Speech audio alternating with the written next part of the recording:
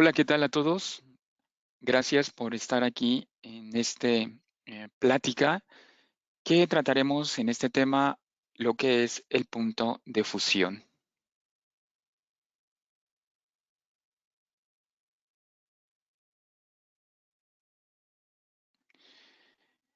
Me presento a ustedes, mi nombre es Fernando Hilerio, soy ingeniero químico por parte de la Universidad Nacional Autónoma de México y tengo alrededor de 20 años de experiencia trabajando con toda la línea de los equipos de BioHeat.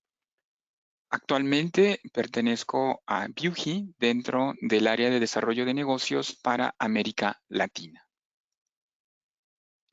El temario que trataremos en esta ocasión va relacionado a los principios teóricos del punto de fusión, los métodos que están relacionados con este tema, que es el método termodinámico, el método de la farmacopea, y también, si hablamos de fusión, pues evidentemente va muy relacionado también el punto de ebullición, algo muy importante para muchos parámetros de control de calidad en algunas sustancias específicas, como podrían ser algunas ceras o grasas, el punto de deslizamiento, y les mostraremos a lo largo de la presentación el portafolio que tenemos para el trabajo de estos parámetros. Si bien recordamos, para entrar en tema, debemos tomar en consideración que este tema está basado también en lo que viene siendo un cambio de estado, un cambio físico de la materia. Como recordaremos, los estados de la materia generalmente son el sólido, el líquido y el gaseoso. Dependiendo de la energía que nosotros le apliquemos a las moléculas y de las condiciones a las que estén sometidas, vamos a provocar un cambio físico, de tal manera que cuando nosotros estamos en la parte del estado sólido y queremos ir a gaseoso, le llamamos sublimación.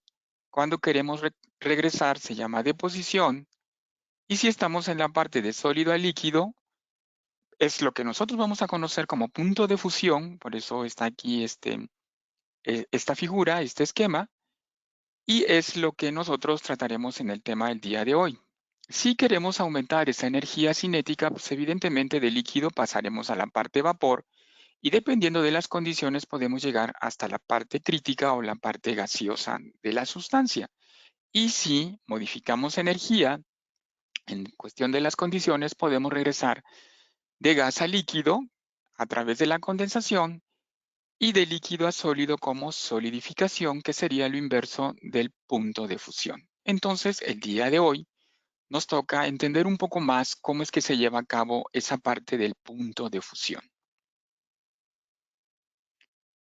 Una vez que hemos comprendido estos tres cambios de fase, nos damos cuenta que si nosotros graficáramos temperatura contra la energía que las moléculas requieren para producir esa transición o ese cambio de fase, tendríamos un diagrama muy similar al que tenemos en pantalla, en la cual tenemos la temperatura y la energía suficiente o la energía que se requiere para producir ese cambio de estado o ese cambio de fase.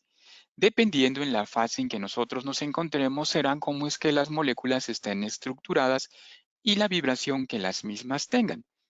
Imaginémonos que empezamos con la fase sólida.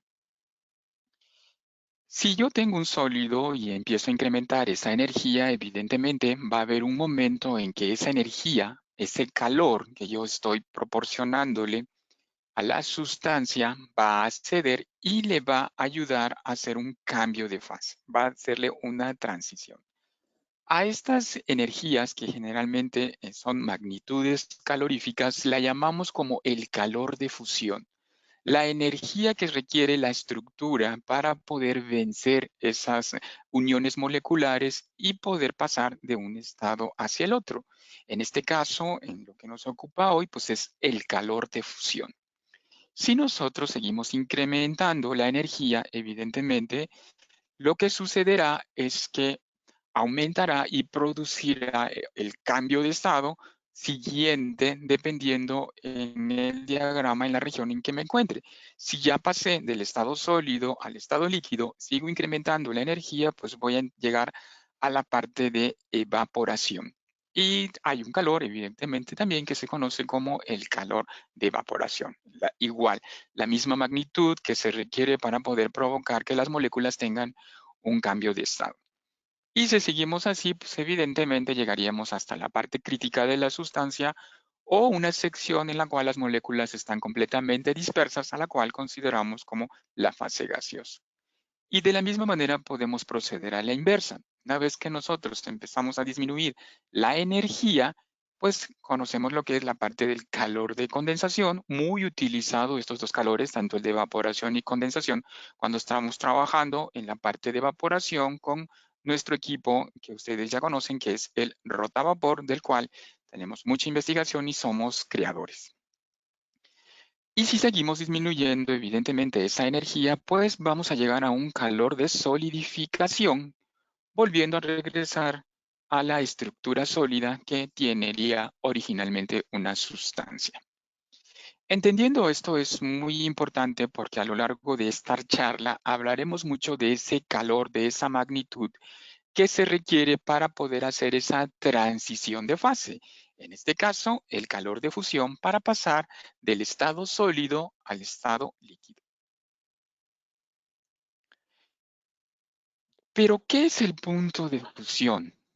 Vamos a estudiar un poco en relación a cómo es que se da ese cambio de fase tan importante para muchos.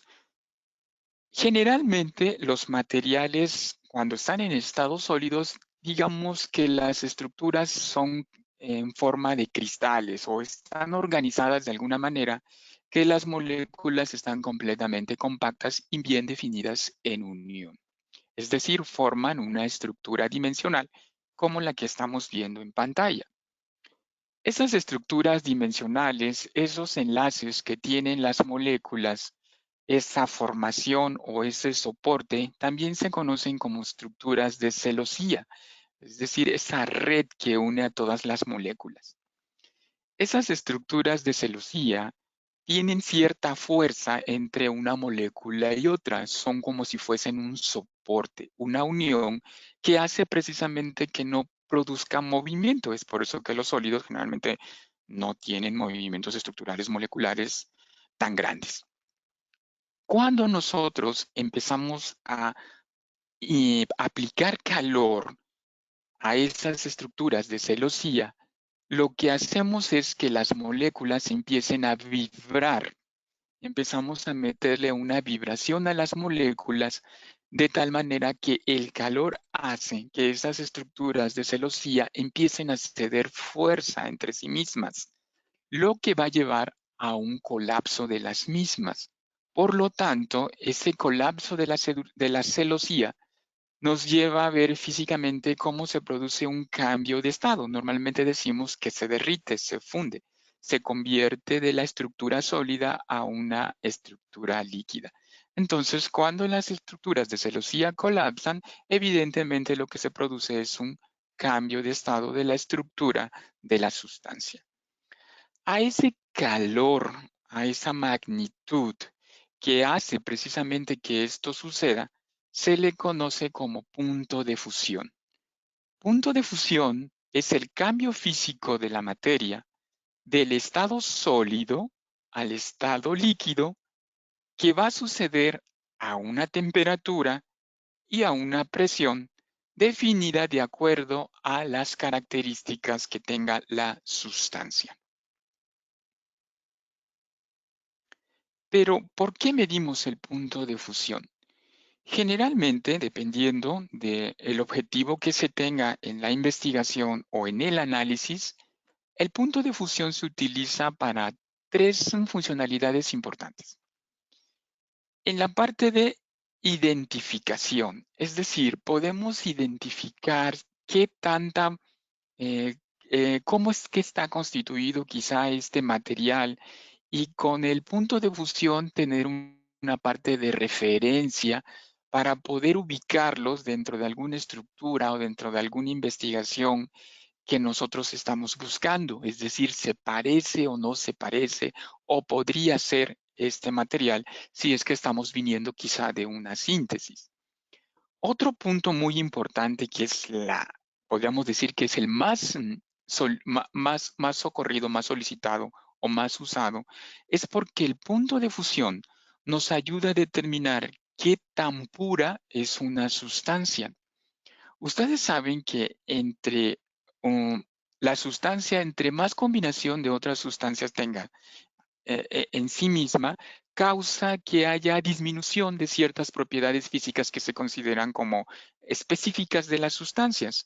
Entonces, el punto de fusión se utiliza precisamente para poder ver si el material que yo tengo está fundiendo dentro de un rango que yo estoy esperando o fuera de una temperatura que es la que generalmente se reporta en la mayoría de las bibliografías. Y si yo me estoy alejando mucho de esa temperatura que yo estoy esperando, podría tener indicios de que el material con el que yo estoy trabajando o estoy usando o estoy analizando puede tener cierto contenido de impurezas. Y ese cierto contenido de impurezas hace que esta propiedad física se abata en la mayoría de los casos y entonces no, como evidencia, me dice que no es la sustancia quizá que yo estoy tratando de identificar.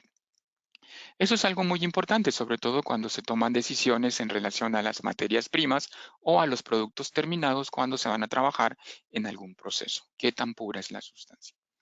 Otra cosa muy importante es la estabilidad térmica.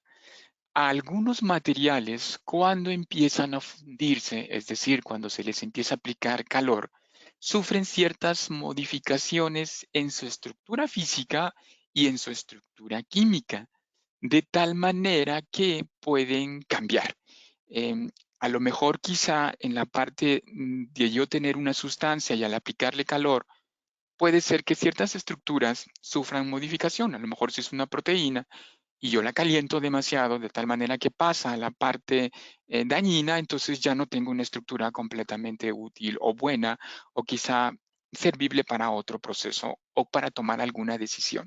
Entonces también el punto de fusión ayuda mucho a eso, a identificar qué tan estable podría ser la sustancia a cierta temperatura para identificar si el proceso que yo voy a aplicar, a lo mejor de secado o quizá otro, podría interferir en el resultado final. Pero, ¿quiénes son los que miden punto de fusión? Hemos considerado que generalmente son alrededor de 3 laboratorios que les importa mucho, es algo cotidiano, rutinario quizá, el estar trabajando sobre este parámetro. Los laboratorios de síntesis. Si bien sabemos que los laboratorios de síntesis son aquellos laboratorios en donde las investigaciones están continuamente, están trabajando muy arduamente en encontrar nuevas sustancias y evidentemente durante todo el proceso para saber si la sustancia que se está sintetizando o produciendo tiene las características que se requieren o tiene o es o no la sustancia que se está buscando, pues en la mayoría de las ocasiones se auxilian del punto de fusión para saber también si la sustancia caracterizada va relacionada a lo que se espera. Por el otro lado, quizá los que más utilicen también este equipo son los laboratorios analíticos.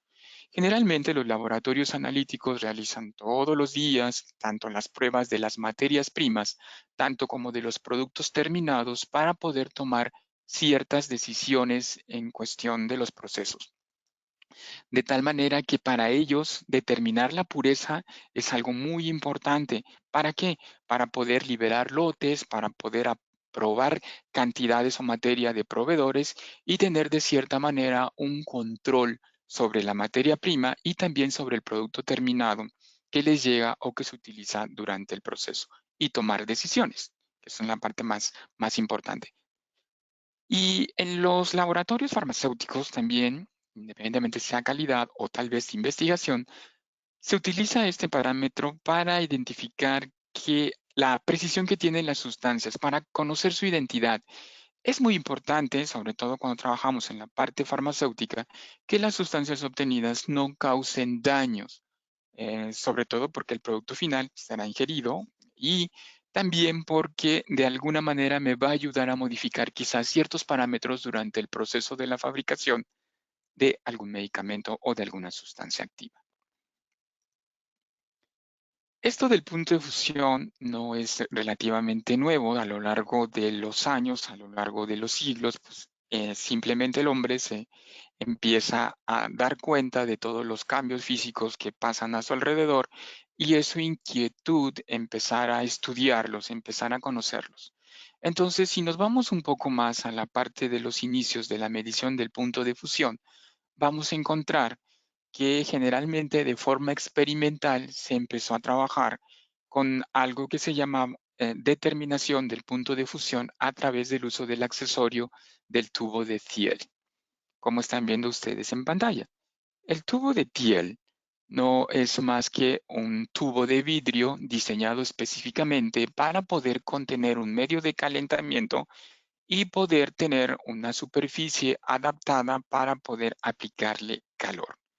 Si bien sabemos que la fusión se da por el cambio físico y físicamente, vaya, vemos cómo la estructura cede y cambia y podemos ver el estado sólido y el estado líquido, es muy importante entonces que se empezaron a hacer algunas investigaciones e inicios para poder ser un poco más certeros, tener un poco más de conocimiento en relación a las temperaturas reales a las cuales pasaban o cedían esos cambios de estado.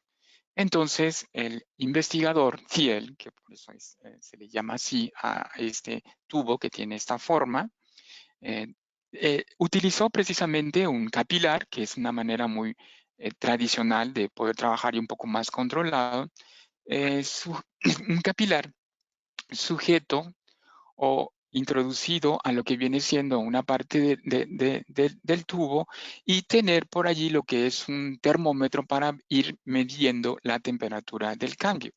Evidentemente, antes de que saliera la parte de Thiel, que ya es un poco más factible y que quizá ustedes la han manejado en el laboratorio, la manera tradicional que se hace la determinación de punto de fusión era a través de un vaso de precipitado.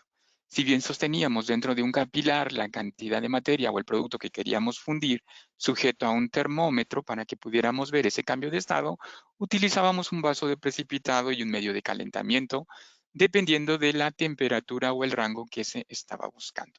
Entonces, pues como podemos ver aquí, pues, utilizaba la sustancia en un capilar, ¿ok? Dentro del capilar la sustancia, un termómetro, en el tubo de Thiel un tapón para poder controlar, contener ese calor y también tener por allí un baño, un baño líquido, que en este caso en la mayoría de las veces es un aceite que tiene cierta temperatura alta, de que resiste calentamiento, y en ocasiones un forro metálico para poder hacer un calentamiento directo. Entonces, de una manera sencilla, el calentamiento lo que hace es que produce calor, el aceite eleva la temperatura, ¿ok?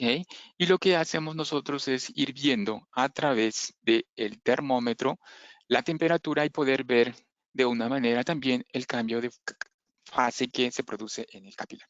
Durante mucho tiempo se utilizó esta forma de determinar el punto de fusión y al paso, lo que se fueron construyendo fueron nuevos accesorios o aditamentos que ayudaran a tener un poco más de control sobre qué, sobre el calentamiento y sobre la visualización de la muestra, de tal manera que empezaron a hacerse los primeros hornos de calentamiento con algunas temperaturas controladas, con algún tiempo controlado en magnitud de calor, para poder más ser certeros en el resultado que se buscaba. Entonces, ¿qué pasó?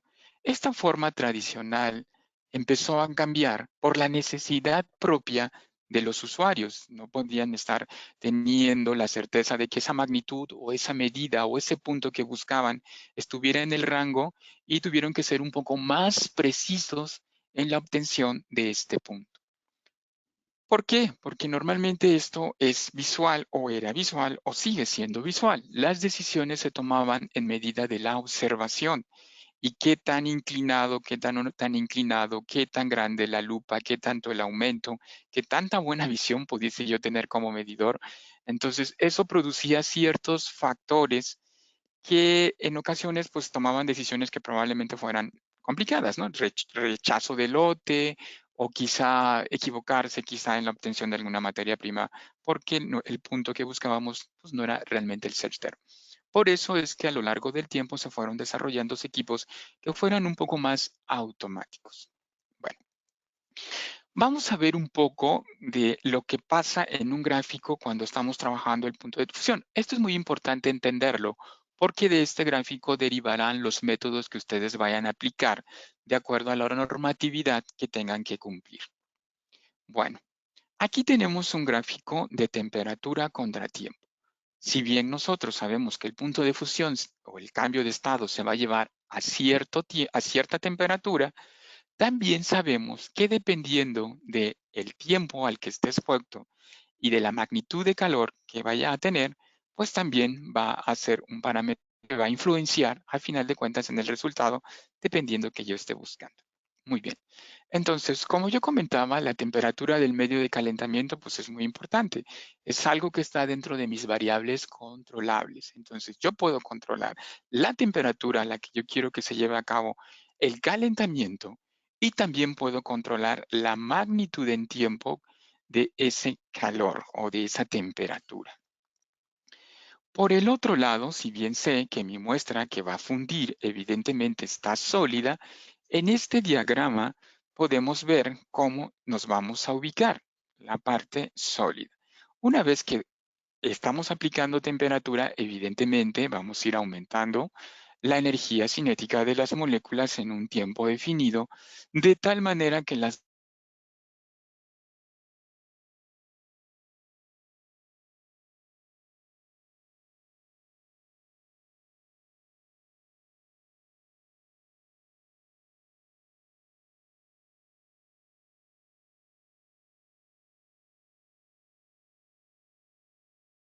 estado líquido. ¿Ok? Entonces tendremos el estado líquido. Y podríamos decir que en forma gráfica vamos a tener una representación de la temperatura como la que estamos viendo en el esquema. ¿Ok? De tal manera que esta sería la forma en la que se comportaría mi temperatura de la muestra. Y si yo interpolo los puntos que son de interés para conocer qué es lo que pasó durante la fusión, me puedo dar cuenta de un punto en el cual inicia la fusión. Es decir, puedo conocer la temperatura a la cual, de acuerdo al tiempo, el cambio de estado inició. Y asimismo, si interpolo en la gráfica también, puedo tener lo que es la temperatura final. Es decir, puedo ver desde cuando inicia y también la puedo ver desde cuando sucede, cuando el último cristal colapsa, ¿ok? Y se funde. Y si interpolo también en la gráfica, puedo conocer la temperatura final de fusión, de tal manera que yo tengo el conocimiento de estas dos. ¿Qué es lo que pasa físicamente o qué es lo que pasa en la parte esquemática? Que estoy encontrando un área y estoy encontrando algo similar a un triángulo, que sus parámetros van a depender mucho de qué, pues de la temperatura que se esté manipulando y del tiempo con el que se esté llevando a cabo ese calentamiento. Ah, para para cumplir muchos, podríamos decir, normatividades, generalmente cuando se trabaja por punto de fusión, y que fueron los, digamos, los pioneros, que fue la parte farmacéutica, porque las sustancias iban a ser precisamente para este desarrollo de productos, ustedes saben que existe la farmacopea. Entonces, la farmacopea, pues, es un manual muy importante, que son las regulaciones oficiales que, con las cuales debemos o se deben de trabajar dependiendo de la industria a la cual está dirigida para cumplir cierta normatividad. Y generalmente para sustancias, la farmacopea es la naturaleza de los productos y nos da muchas reglas de cómo almacenarlos, cómo aprobarlos, cómo emitirlos. Y son compendios internacionales que van muy específicos a productos farmacéuticos o a la producción quizá de algunas sustancias. Pero sobre todo va muy también a la parte analítica en saber entender o en comprender cuáles van a ser esos equipos o cuáles van a ser esos parámetros que de acuerdo a sus normatividades se van a utilizar para hacer calibraciones o mediciones estándares de ciertos parámetros y cumplir con esta regulación. Por eso es que existen las farmacopeas internacionales, en este caso las más referenciables quizás sean la europea, la de Estados Unidos, y evidentemente también cada país va a generar su propio compendio de normas en las cuales están basadas los análisis. Tomando en consideración esta parte del punto de fusión, pues existe el punto de fusión según la farmacopea. Y la farmacopea dice que el punto de fusión se va a tomar donde las últimas partículas sólidas pasen a la fase líquida. Es decir, también se le conoce como punto claro. El punto de fusión de la farmacopea va a ser aquel en el cual toda la sustancia ya pasó del estado sólido al estado líquido de manera físicamente, es decir, completa. La muestra se ha fundido en su totalidad de acuerdo a la cantidad que se esté analizando. A esto se le llama punto de fusión de la farmacopea. Pero también existe el punto de fusión termodinámico. ¿Por qué? Porque si ustedes se dan cuenta, también está esa parte donde el primer cristal está cediendo y está cambiando de estado. Entonces, en la termodinámica, el punto de fusión termodinámica dice que el punto de fusión debería de tomarse desde cuando se funde el primer cristal. Desde cuando se funde el primer cristal, es allí en donde se debería de tomar el punto de fusión. A lo largo, obviamente, va a llegar a que la sustancia se funda completamente y tenga yo un gráfico como el que hemos mostrado anteriormente, donde encontramos un triángulo como forma geométrica, pero la termodinámica dice, por medio de este método, que tenemos que hacer una corrección termodinámica. ¿Basada en qué? En la magnitud de calor y en la temperatura en que se llevó a cabo. Por lo tanto, hay algo que se llama corrección termodinámica. Entonces, ¿cuál es el punto de fusión termodinámica o cómo se determina o cómo se calcula? Normalmente tendremos un punto de fusión termodinámica que va a ser igual al punto de fusión que dice la farmacopea, acuérdense que es cuando está todo fundido, menos un factor, que en este caso se le va a llamar factor termodinámico, por la raíz cuadrada del gradiente. ¿Ok? Entonces, el factor termodinámico será conocido como K en esta formulación y el gradiente no va a ser otra cosa más que el calentamiento, la magnitud de calor de temperatura en tiempo que yo utilicé para poder fundir esa sustancia. Esto de gradiente va a ser algo muy importante durante el proceso de determinación porque nos va a dar ese gradiente exactamente la forma geométrica en la que la pendiente podría intervenir para el cálculo. Por eso es que en forma termodinámica te dice, sí, desde que inicia el primer cristal, menos todo lo que está ocurriendo después de que el cristal se funde para que ese error sea quitado y entonces encontrar perfectamente a qué temperatura se llevó a cabo ese cambio de fase inicialmente. Y pues como ya lo comenté, allí hay una forma geométrica que es un triángulo y evidentemente dentro del cálculo, a través de estas gráficas, se va a poder conocer el área, conocemos la base, conocemos la altura y hasta podemos conocer la pendiente. Esos cálculos van a ayudar mucho a que tú conozcas ese factor, porque si bien el gradiente lo conoces ya porque lo puedes determinar, ese factor termodinámico no solamente va a estar relacionado con la parte de la forma geométrica, que podría ser el calor de fusión, la conductividad térmica, sino también tiene mucho que ver la parte en la que nosotros intervenimos para poder llevar a cabo el proceso. Es decir, desde el preparado de la muestra, en este caso, cómo lo hacemos, bien empaquetado, no empaquetado, hay burbujas de aire presente en el capilar, lo hacemos de una manera automática o cada quien ya tiene su manera de poder compactar. Qué tan compactado, evidentemente, esté el capilar será algo muy importante también en esta parte de la fusión.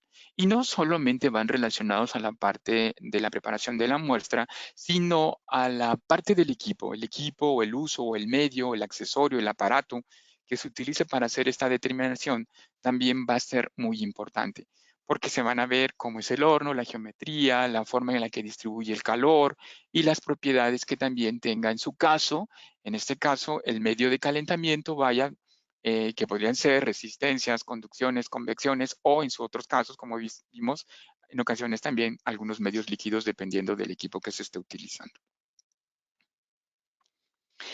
Si ustedes se dan cuenta, aquí tenemos una, como comenté, una forma geométrica que es un triángulo. Pero ¿qué pasa?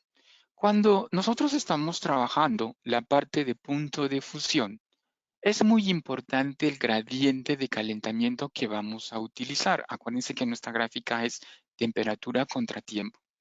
Si yo llego y caliento muy rápido, o sea, no tengo control sobre la magnitud de calor que se le está metiendo a la sustancia, yo puedo tener gradientes de esta forma, como estamos viendo en pantalla, lo que nosotros llamamos gradientes pronunciados, porque las rampas generalmente pues, tienen un ángulo de inclinación mayor. ¿Y qué es lo que sucede cuando yo tengo gradientes muy rápidos o muy altos? em, Aumentan el porcentaje si yo estoy trabajando en la parte de la corrección termodinámica o el punto de fusión termodinámica, puede ser que esa corrección, esa área sea mayor y entonces pueda tener a lo mejor cierto parámetro de incertidumbre en si la temperatura que estoy determinando es correcta o no. Entonces, generalmente, cuando ya se trabaja con punto de fusión, dependiendo de las normatividades, yo puedo controlar ese gradiente de calentamiento, de tal manera que nos hemos dado cuenta que no es tan rápido. Debe de ser de una manera que o esté autorizado por la normatividad o yo durante mi investigación sea más certero a la temperatura que esté buscando. Si el gradiente de calentamiento es más lento, entonces lo que yo voy a tener es una pendiente con menos ángulo, lo cual me va a decir que la corrección termodinámica va a ser menor. Y si me voy a la parte de medición, entre más lento le estoy metiendo yo la magnitud de calor al producto, probablemente la temperatura que yo busque sea la más correcta o la más cercana al producto que yo tenga en cuestión. Entonces a eso le llamamos nosotros que se producen gradientes planos o gradientes de calentamiento más lentos. Los gradientes planos, como ya hemos visto, permite que la temperatura de la muestra vaya más acorde con la temperatura del horno y de resultados más precisos. Esto de gradiente plano, evidentemente lo van a controlar las normatividades en las que yo esté basado para determinar el producto. Pero supongamos que yo estoy haciendo alguna investigación y realmente mi primer inicio quizá no conozca muy bien cuál es la sustancia que se está produciendo, entonces sugerimos mucho, evidentemente dependiendo de hacia dónde va la investigación, que se utilicen gradientes lentos o gradientes planos para poder conocer en su inicio la temperatura exacta. Y si quizá yo lo que quiero es buscar en qué rango podría estar mi producto, a lo mejor utilizo gradientes rápidos para poder más o menos decir, esto funde por acá y ahora sí voy a aplicar un gradiente menos corto, un gradiente más lento para conocer la exactitud en donde está la medición. ¿Qué método usar? Va a depender mucho de tu investigación, va a depender mucho de la normatividad, va a depender mucho de lo que se quiera cumplir. Entonces, aquí depende de la normatividad que rige el proceso de la empresa, evidentemente, de las políticas, junto con la calidad que del producto. Entonces van muy ligadas las decisiones empresariales con las decisiones que de cierta manera tienen las normatividades. Entonces, a final de cuentas, una mezcla de las dos o a veces una decisión de una o de la otra. Por ejemplo, aquí nos hemos dado cuenta de que el punto de fusión, según la farmacopea de Estados Unidos, que está en la sección aquí 741 para esta referencia bibliográfica, en tal página ya dan ciertas características y ciertas funcionalidades de los aparatos que se pueden utilizar para medir esto de punto de fusión. Entonces se dicen que son aparatos que están clasificados de una manera en la farmacopea como clase 1 o clase 2 y que su rango de calentamiento para empezar a trabajar con ellos antes de introducir las sustancias pueden ser un poco más abajo de la temperatura que yo estoy buscando, es decir, 5 grados abajo de la temperatura que yo busque, y que se pueden utilizar gradientes de calentamiento tradicionales alrededor de 1 grado centígrados o dependiendo de la normatividad que se ajusta a gradientes de calentamiento todavía mucho más bajos, ¿no? O más altos. Entonces, el método, como lo hemos comentado, depende mucho de la necesidad que se tenga. Eh, si bien hemos dicho que la determinación del punto de fusión debe de ser lo más precisa, lo más certera, pues evidentemente la automatización es algo que en nuestra época actual ya es algo más práctico. Cuando estamos trabajando tal vez de una manera experimental en la cual tenemos el tiempo suficiente para poder decidir en relación a la determinación, porque quizá no hay mucha materia prima, porque quizá no hay mucho producto terminado, tomemos el caso del otro lado, cuando tenemos la necesidad de muchos lotes, mucha materia prima y mucho producto terminado del cual tenemos que tomar decisiones inmediatas y el tiempo apremia y el tiempo se convierte en costos.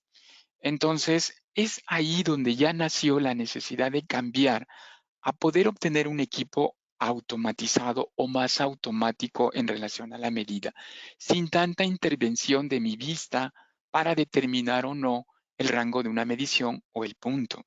Por eso es que a lo largo de la historia, desde 1957, que nació nuestro primer punto de fusión, que se basaba mucho en las propiedades del calentamiento a través de aceites, entonces hemos desarrollado a lo largo de toda esta historia equipos que han sido ya un poco más automáticos porque la misma necesidad del trabajo lo pide.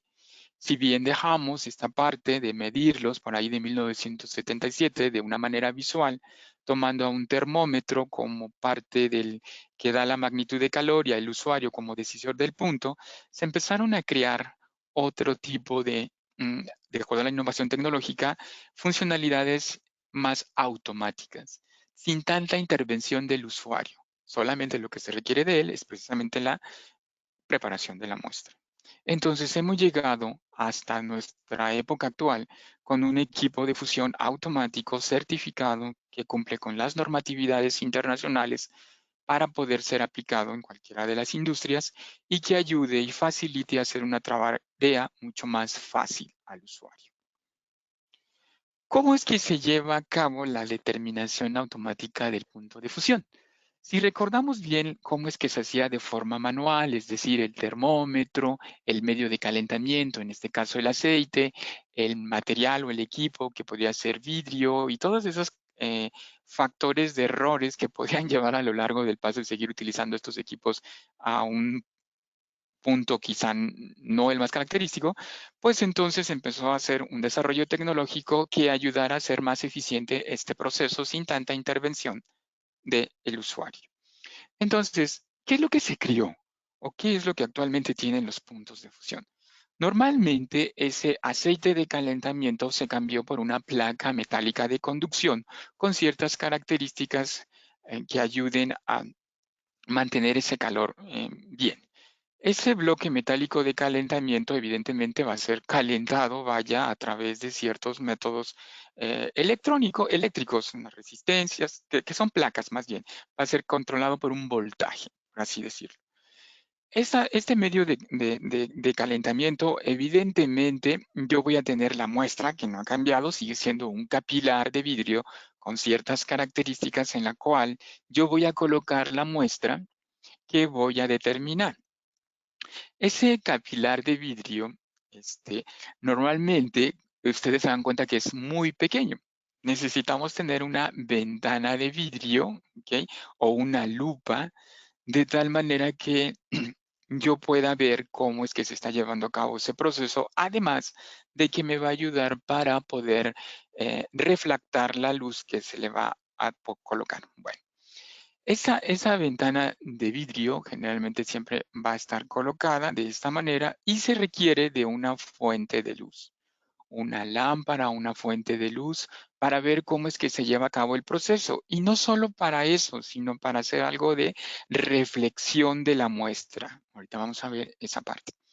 Evidentemente, la tecnología ha ayudado a meter una cámara que precisamente lo que va a ir haciendo es irme grabando o darme tanto en tiempo real ¿cómo es que se están llevando a cabo esa fusión de los cristales?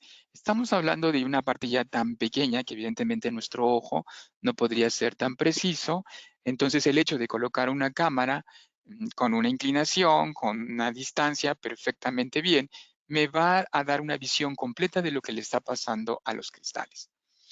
Y evidentemente para poder determinar el punto en el cual se lleva a cabo es necesario tener un sensor. Bueno, entonces, ¿cómo es que funciona de manera automática una vez que tengo estos accesorios? De este lado tengo la muestra en un capilar hasta cierta altura. En la mayoría de las veces, estamos hablando de punto de fusión, la muestra está sólida. Por el otro lado, atrás tengo un sensor en el bloque de calentamiento que en ocasiones se alcanza a ver como un pequeño agujero. Este sensor de calentamiento. ¿Qué es lo que va a pasar? Cuando la temperatura empiece a darle a la muestra, evidentemente las moléculas se van a excitar. Yo voy a tener el equipo con una luz que va a estar inclinada o va a tener un cierto rango de inclinación. ¿Qué es lo que sucede con la luz? La luz me va a servir de referencia. Mientras la muestra esté sólida y la luz esté incidiendo sobre el capilar, entonces no va a haber reflexión, estará detenido. Por lo tanto, la luz no traspasa el capilar y no toca el sensor.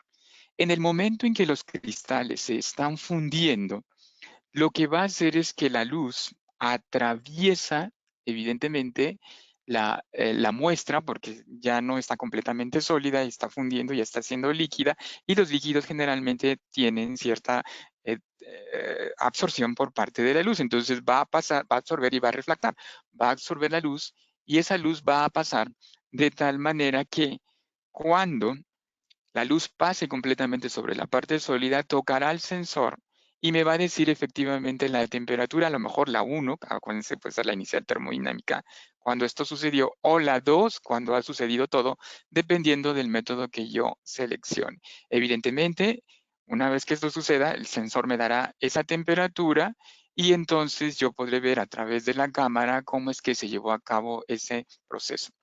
Generalmente va a haber un procesamiento de imágenes, pues, como si la cámara estuviera tomando muchas fotografías en tiempo real al mismo tiempo y me va a hacer cálculos de una manera en que ya está conmutada con su software para saber qué punto es el que quieres ver, el termodinámico con su corrección o el eh, de la farmacopea que fue al final. Entonces, esta es una manera de cómo sucede el principio de determinación de una forma automática.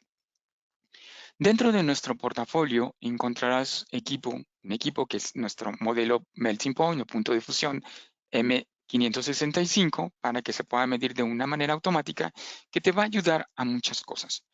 Te va a poder determinar el punto de fusión y el punto de ebullición. Veremos un poquito más adelante estos conceptos. Y los rangos de temperatura en este equipo irán alrededor de la temperatura ambiente, evidentemente, en donde esté colocado tu equipo, hasta los 400 grados centígrados, con una precisión de calentamiento de más o menos 0.5 grados centígrados. Y una de las ventajas que tiene es que puedes seleccionar gradientes de calentamiento que pueden ir desde 0.1 grados centígrados hasta 20 grados centígrados. Tú como usuario puedes decidir cuál de los gradientes de calentamiento son o los que te solicitan. Por ejemplo, aquí puse 0.5 porque es el más empleado para las normatividades, en este caso la farmacopea, o tú decidirás de acuerdo a tu investigación qué tanto quieres calentar a la muestra. Puedes colocar 3 muestras simultáneas, es decir, puedes tener 3 muestras analizando al mismo tiempo y tienes una cámara que precisamente te va a ayudar a darte un monitoreo, una visión en pantalla grande de lo que está pasando en tu proceso y que además si tienes algunos accesorios o algunos complementos periféricos del equipo como un software, vas a poder almacenar tus resultados, tus videos, todo lo que se llevó de acuerdo a la medición que te van a ayudar mucho para poder cumplir con ciertas normatividades. Y también algo que tiene el equipo es que tiene un proceso de calibración automatizado, ¿sí? Es decir, eh, tiene una guía de usuario utilizando estándares con el cual tú mismo puedes calibrarlo. El software está de una manera en que si cumple todo lo que va pasando a lo largo de la calibración en relación a los parámetros de medición de los estándares, te deja probar la calibración. utilizando solamente los certificados. Entonces, otras cosas que pueden complementar este equipo, pues evidentemente son los capilares, el mortero tradicional de Ágata, que se sugiere este mortero para que no se pegue o no pierdas tanta sustancia, un empaquetador de cartucho, que vamos a ver también cómo es que funciona, de tal manera que te ayude a no estar golpeando tanto los cartuchos sobre la mesa o dejándolos caer a una altura y de algún momento, pues por presión los puedas romper. Una impresora que te da en tiempo real un gráfico y un resultado, un software que puedes conmutar con el equipo en el cual tú puedes almacenar todo lo que son las mediciones, los métodos, etcétera, los estándares de calibración y verificación que te pide el equipo durante las mediciones para ver si estás o durante un tiempo, generalmente depende mucho de los normativa actividad interna, cuánto tiempo se le hace la calibración a un equipo y evidentemente la documentación, que son los IQ o OQ, dependiendo, para cumplir normatividades, sobre todo dentro del área farmacéutica. ¿Cómo es que se lleva a cabo este proceso en el equipo? Realmente es muy sencillo. Casi digamos que no te tiene que hacer nada por parte del usuario, pero es una parte muy importante también la preparación de la muestra. Entonces, tienes el equipo, tienes una preparación de la muestra. Generalmente cuando trabajas con punto de fusión y vas a meter la muestra en un capilar, debes de tener un tamaño de partícula lo más fino posible para que pueda permitir compactación.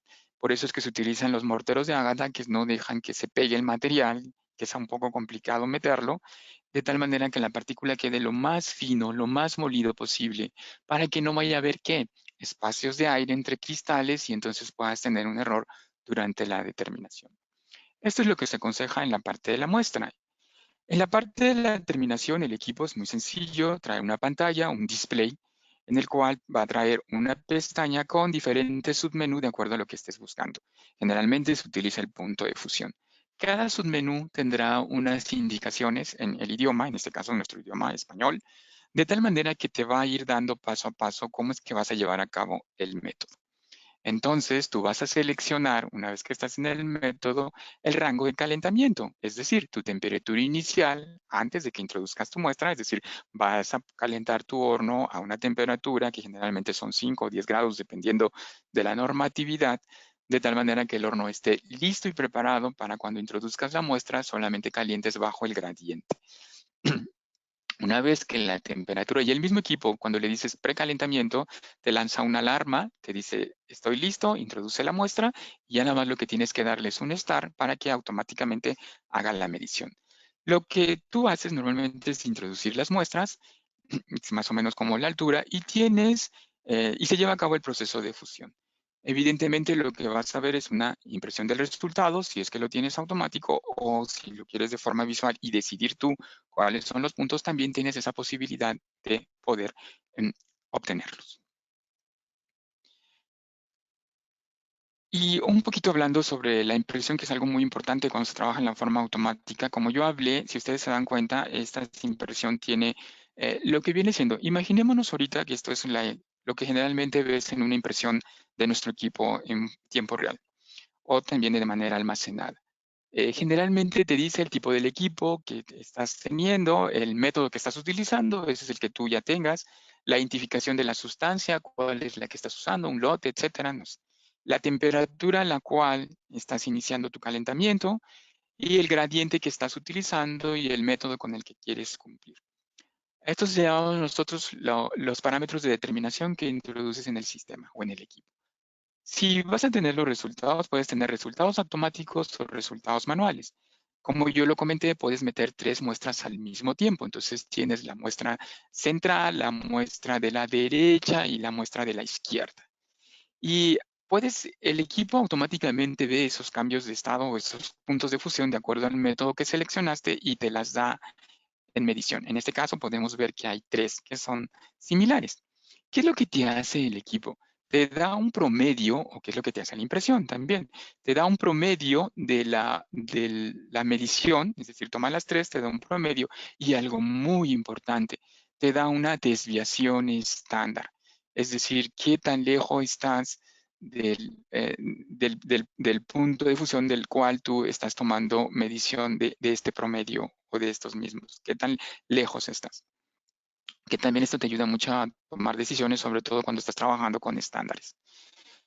¿Qué tanto, o por normatividad, también puedes tener la posibilidad de al mismo tiempo estar tú teniendo tus puntos de fusión que estás viendo? Si tu caso es que quieres estar allí para decidir si lo que estás viendo automáticamente concuerda con lo que tú ves, puedes determinar tú también o apretar un botón y estar determinando las temperaturas, dar oportunidad de determinar 3 temperaturas de las 3 muestras.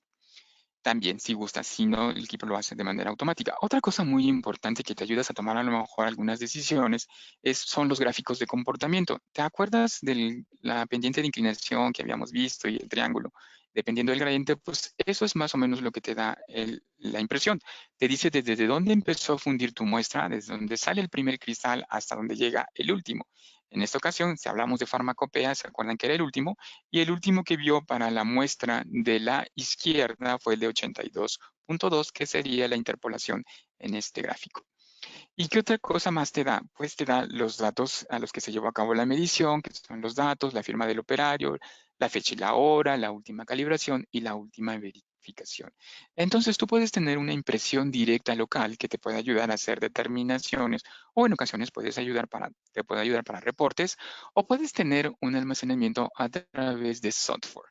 Si tú quieres una impresión a través del software, evidentemente conectada a una impresora o tu red de impresión, puedes obtener la impresión de los resultados y un poco más de manejo en la parte de software del equipo. Ya sería como parte adicional.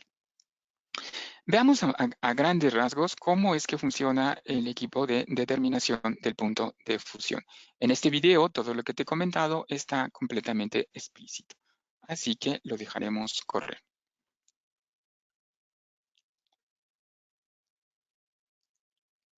Este es prácticamente el portafolio para punto de fusión. Vamos a preparar la muestra, un mortero de ágata, ok. Vamos a llenar nuestros capilares hasta cierta altura, que eso es importante, y utilizaremos como accesorio un empaquetador, de tal manera que por esa fuerza que se le está dando, las capilar se compacte. Y tenemos una gradilla en la cual puedes colocar tus muestras, además de medir la altura de la muestra también. ¿Okay? Se inicia la parte de la entrada del calentamiento y el rango que se va a utilizar como gradiente. Identificas la muestra y le das Start para que inicie el calentamiento. Una vez que el equipo te avise que el calentamiento está listo, colocas las muestras, en este caso 3. Hay un video que te va registrando qué es lo que está pasando. Tú tomas decisiones sobre la determinación y una vez que la muestra está completamente cristalizada o fundida, puedes ver esas impresiones, puedes ver el video, puedes repetir o puedes utilizar el software si quieres hacer alguna manipulación o conocer más bien en qué parte se llevó a cabo ese proceso. Entonces, a grandes rasgos, como ves, es una manera muy sencilla cómo es que se lleva a cabo la parte del punto de fusión. Muy bien, déjame comentarte de algunos accesorios que te ayudan a poder llevar a cabo ese informe o ese registro de datos. Normalmente es un software que se llama Software Melting Point Monitor, que es un programa licenciado para PC que te va a ayudar a supervisar, a manejar los datos y a generar algunos informes. El manejo de los datos y el almacenamiento, pues es algo muy importante que en ocasiones tienes que cumplir a lo mejor con ciertas normatividades y los resultados se pueden convertir en informes porque tienes la facilidad de poder eh, crear tus resultados de acuerdo a la necesidad que tú tengas, el logo de la empresa, no sé. Puede almacenarte los videos, que esto es muy importante para que puedas verlos ya ahora sí a diferentes velocidades, cámara lenta, cámara rápida, y además de que puedes generar informes que puedes imprimir y además puedes exportar también en la parte de datos. Esto es algo muy importante. No solamente tienes el equipo que de manera local te da quizá una impresión y un resultado, sino también tienes un software que te ayuda a llevar ese almacenamiento y manejo. La exportación de los datos y niveles de usuario, generalmente cuando estás trabajando con el equipo, con el propio equipo, puedes exportar datos Si en este caso quieres llevártelos para poder trabajarlos o manipularlos de una manera, pues hay una manera de configurar el equipo de tal manera que esas interfaces pueden dar dando la señal y tú puedas estar mandando una señal hacia otro medio electrónico.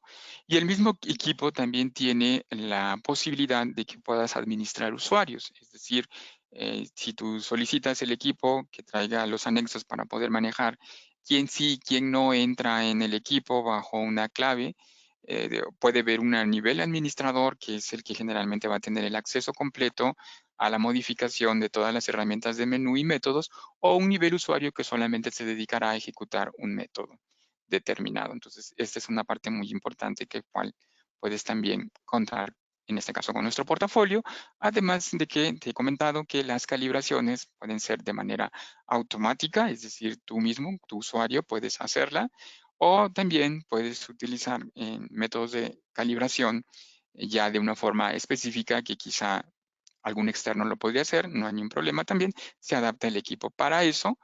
Además de que puedes tener gradientes de calentamiento de acuerdo a tus necesidades. Últimamente los gradientes de calentamiento, de acuerdo a algunas normatividades, ya no es 0.5, a veces van desde 0.5 hasta 2.5, dependiendo del país o de la normatividad que se nos exija del producto.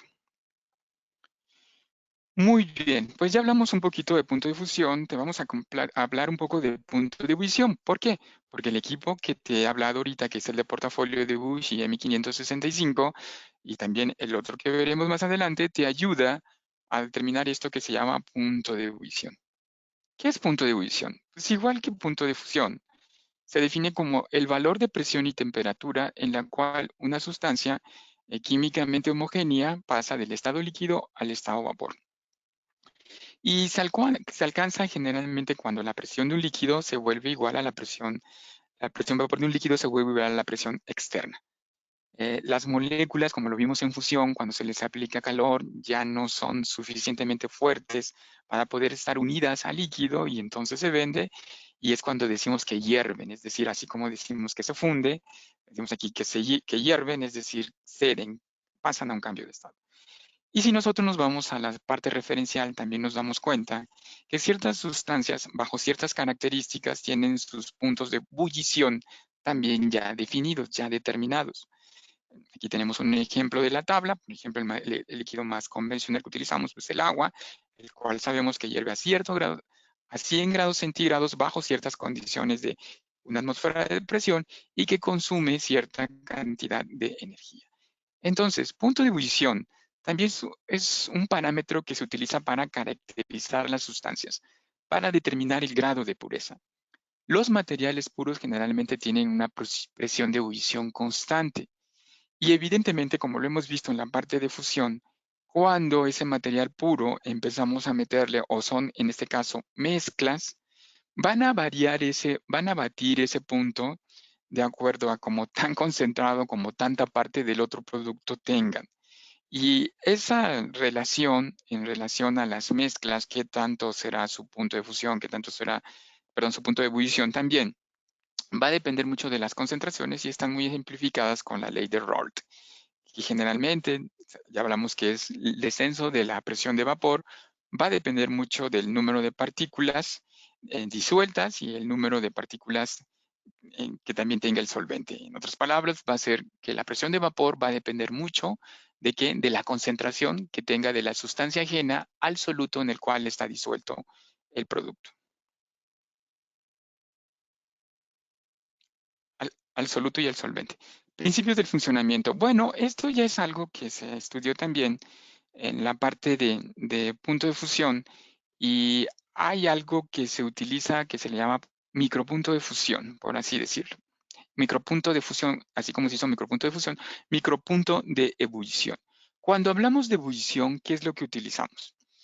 Normalmente se utiliza un capilar que se le llama capilar de ebullición, ¿okay? En el cual voy a colocar una sustancia, que en este caso es líquida, porque voy a determinar punto de ebullición, y voy a colocar otro accesorio que nosotros llamamos campana, que me va a ayudar precisamente a producir o a identificar esas burbujas de aire que se van a producir durante la ebullición.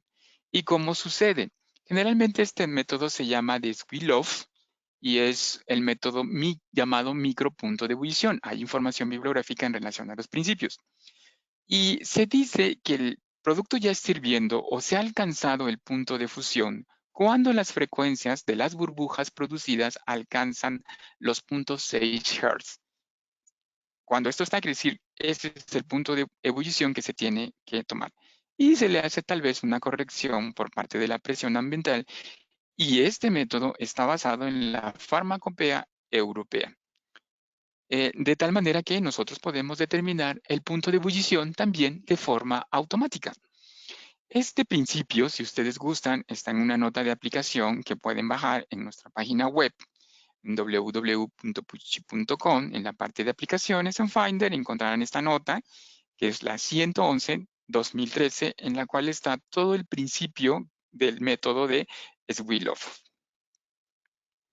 ¿Cómo es que se lleva a cabo entonces el punto de fusión? Explicando un poquito más al método. ¿Cómo es que sucede esa frecuencia? Bueno, pues yo tengo el capilar al cual relleno evidentemente de líquido a determinar, introduzco la campana capilaria y digamos que estamos a una temperatura ambiente. Es decir, no hay ningún cambio tan drástico o no es tan volátil o no es tan fuerte la presión de vapor.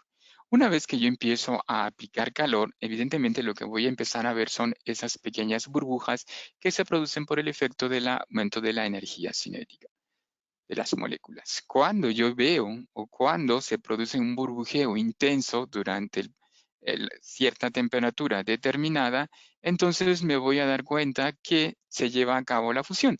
Físicamente yo podría decir que están produciéndose una cadena de burbujas. Es como cuando están calentando el agua, ven que el agua está ebulliendo, se ve la cantidad de burbujas que están ahí. Entonces, digamos que ese es el punto de ebullición, pero de manera micro nos vamos a decir que ese rosario de burbujas que se forma llevan cierta frecuencia en cuestión de formación, cuestión de intensidad. Entonces, cuando pase por punto 6 de manera automática, el equipo lo detectará y te dirá, punto 6 fue, la frecuencia de punto 6 se alcanzó a tal temperatura, de tal manera que te va a decir exactamente el punto de ebullición quizá de esta sustancia. Por ejemplo, aquí podríamos decir si el equipo interpola, pues el punto de ebullición está en este rango, ¿no? Entre 81 y 82 grados centígrados. Probablemente 81.6, 81.7 grados centígrados es el punto de ebullición de esta sustancia, que evidentemente me ayudará mucho a caracterizarla. Y no solamente hay un punto de fusión cuando de ebullición, perdón, cuando la sustancia, como hemos visto ahorita, es líquida. Regresemos un poquito al punto de fusión, que es el tema que nos toca.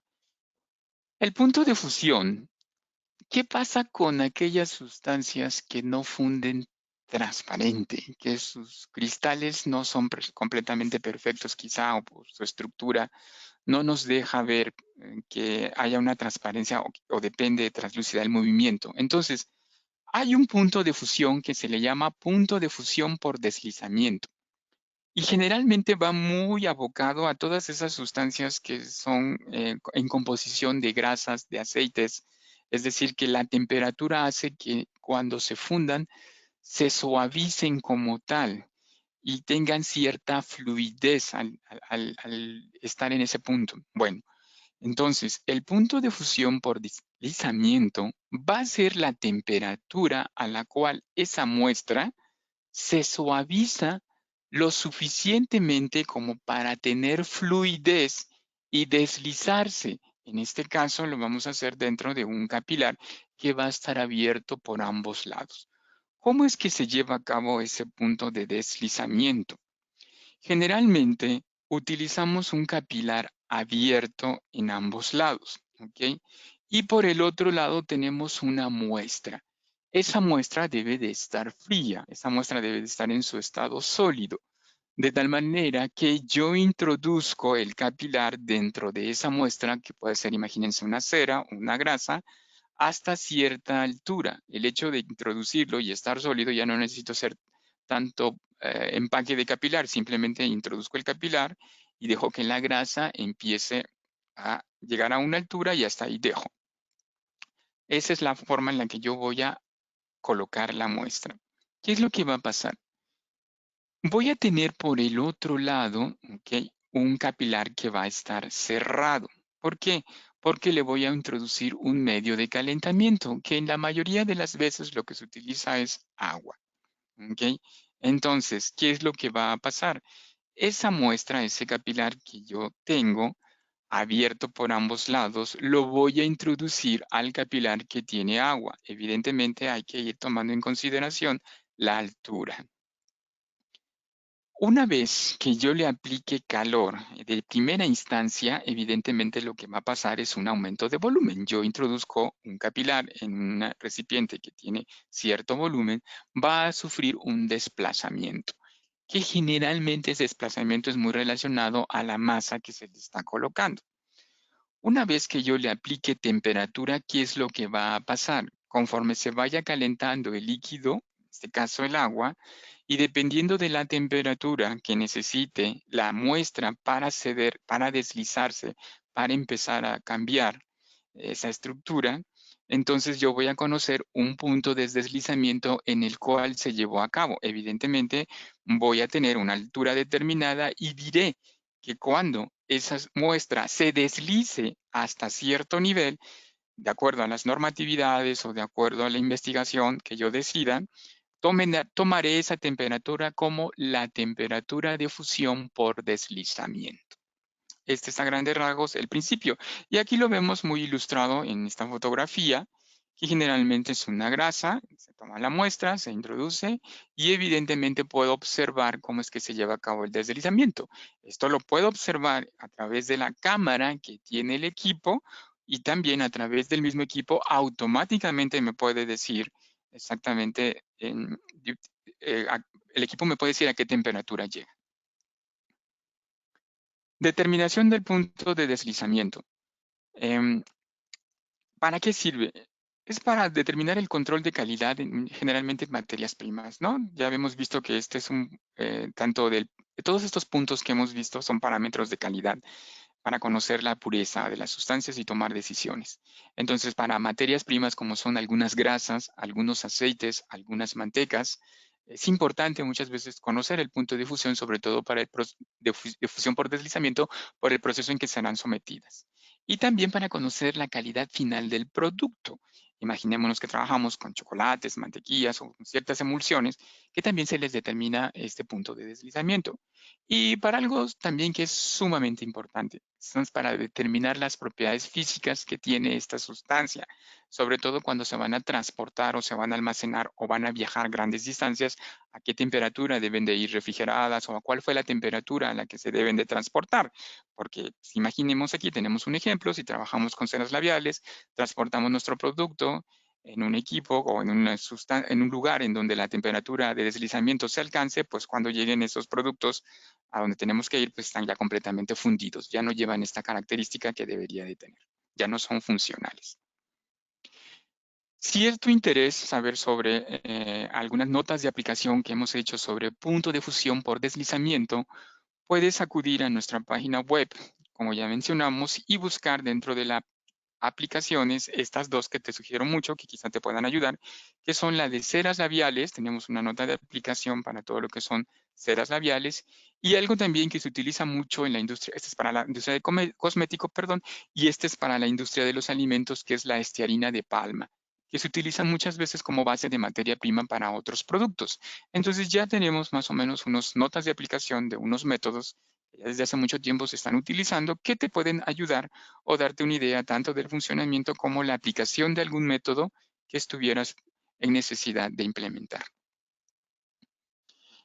Déjame decirte también que dentro de lo que se trabaja en algunas industrias, no solamente estamos hablando de sustancias puras o algunos otros productos específicos, también hablamos de la parte de polímeros. Si bien entendemos que los polímeros son una composición de varios monómeros, y que tienen características muy especiales, en muchos casos también hay que determinarles el punto de fusión con parte de saber si se formó o no el polímero o qué características estructurales podría tener. Entonces, como sabemos, los polímeros, aquí en este diagrama que estamos presentándote, en esta figura, si nosotros tomáramos la estructura de un polímero X, podríamos encontrar regiones en las cuales la forma de los cristales podrían ser amorfas en su parte sólida y habrían regiones en las que son completamente, podríamos decir, de estructura formal.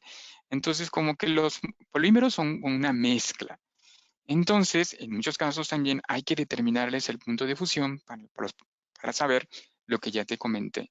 Entonces, a esto se le llama determinación de un rango, dado que no hay una estructura molecular completamente definida. En los polímeros se les llama como punto de rango de fusión, es decir, en dónde se está moviendo esta parte de los polímeros. Así que tú también podrás realizar esto, determinación de rango de fusión en el equipo, en los equipos generalmente de la cartera que te hemos propuesto. Aquí hay un ejemplo también de una nota de aplicación, que es el rango de fusión para el teflón. Y como tú puedes ver, aquí la curva verde nos ilustra exactamente cómo es que se está llevando a cabo el punto de fusión. Esto tú lo puedes ver a través de un software, ¿ok? De tal manera que tú puedes observar aquí que entre esta temperatura 322, si somos un poco más estrictos en las mediciones, 32.9 hasta 326, se lleva a cabo como un rango de fusión del equipo. Y si estás en la parte de polímeros, esto también se tiene que cumplir con ciertas regulaciones internacionales dependiendo de las normatividades. Entonces es ahí donde se piden a veces rango de fusiones un poco más amplia en cuestión de los polímeros. Y encontrarás una nota de aplicación también en nuestra página web que con gusto puedes bajarla con este número 125-2013. El portafolio de Bushi. Aquí va a depender, déjame decirte que tenemos dos equipos para determinar punto de fusión de acuerdo a las necesidades que los usuarios puedan tener. Tenemos un equipo llamado M560 que te da la determinación manual de punto de fusión y punto de ebullición.